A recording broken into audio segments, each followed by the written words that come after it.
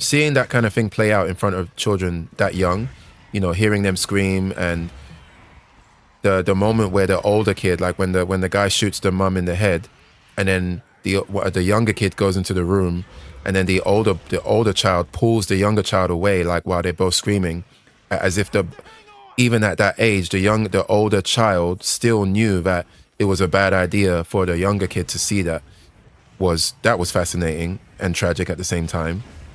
The fact that even the beginning, like the lead up to it as well, like the UPS guy, or the fake UPS guy, actually, it turned out one of them actually did work at, mate. There's so many layers to the story. When he's at the front door and he's like looking in the camera, like soul to soul, and he still decides to go in and do what they did, that was crazy.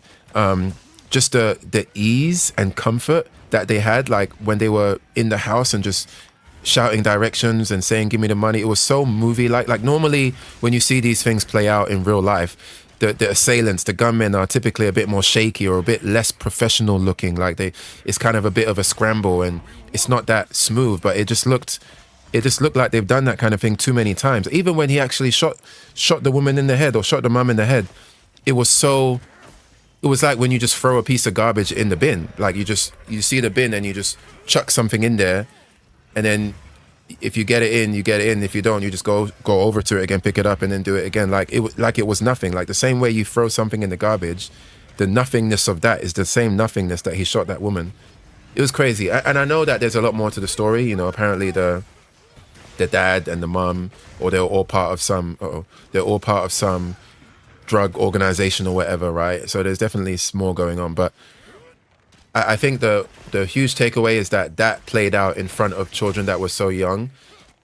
I wish I could have a time machine, like just press a button to skip 20 years into the future to see what kind of children or what kind of people those children grow up to be. Because whatever they grow up to be is going to be really interesting. Like whether they grow up to be part of some crazy anti-police force targeting gang violence or criminality, stuff like this, or whether they just become regular working people or millionaires.